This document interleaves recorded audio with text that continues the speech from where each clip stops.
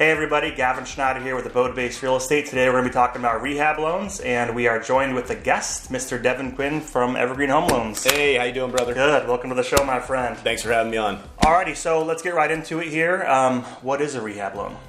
Well, pretty simple. It's just gives clients the ability to get a house that may not be financeable. So oftentimes from an agent perspective, you'll see on the NMLS be cash only properties, right? You got problems with the roof, problems with electrical, problems with plumbing.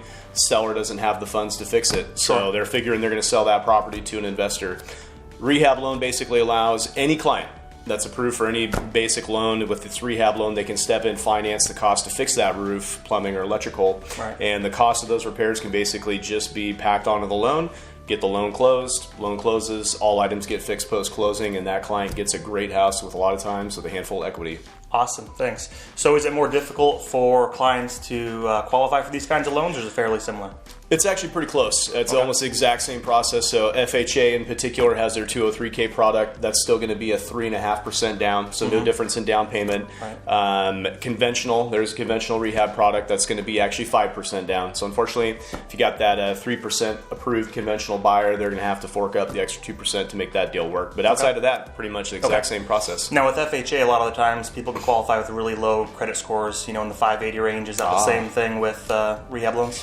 The illustrious 580 credit score. So yes, those are tough on all loans. Unfortunately, with rehab loans and FHA, they're going to raise the bar on you a little bit. So gotcha. Talk with your preferred lender on that, but typically you need a minimum score maybe above about a 640 on those FHAs. Okay. So what kind of work are we talking about here? Small projects, large projects, stuff in between?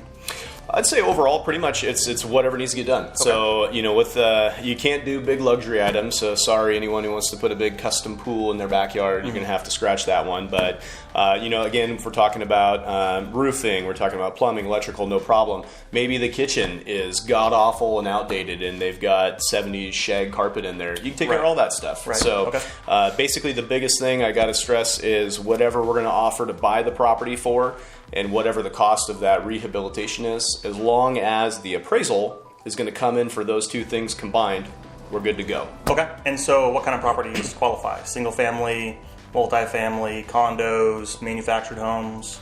So it depends on the program. So if we look at FHA 203K, let's look at that product real quick. Basically, single family residences, primary residences are going to qualify. Unfortunately, manufactured, no-go on the rehab.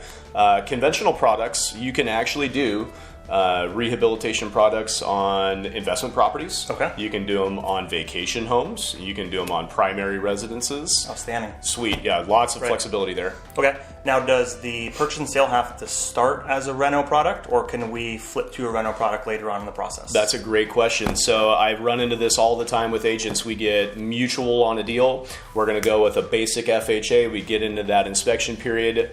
Here comes the big problem, and seller's not willing to budge. If it's a good buy and you like that house and your client likes that house, we can actually address those inspection items, change over to a 203K. Obviously, you got to clear that with the selling side, but a lot of times we're willing to keep those deals together. And again, a lot of times we're only talking about maybe one or two items in inspection, right? Maybe we got a plumbing problem.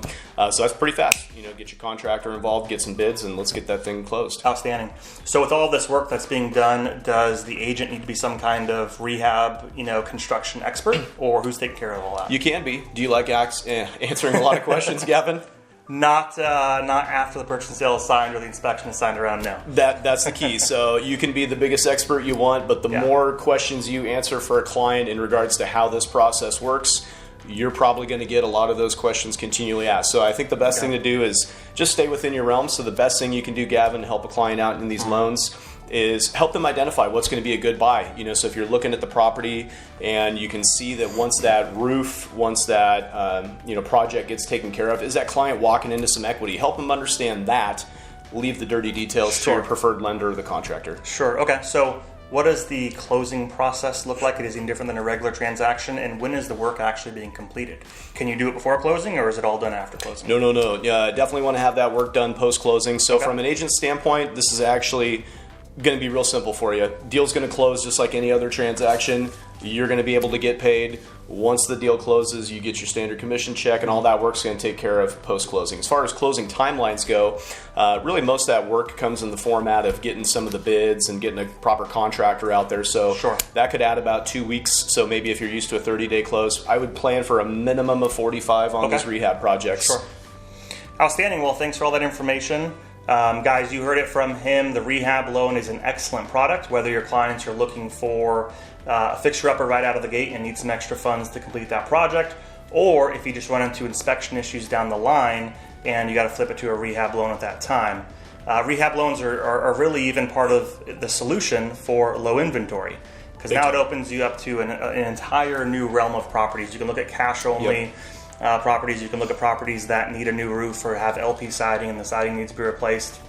All those kind of things. So thanks for coming, and we'll talk to you guys soon. Thanks for having me.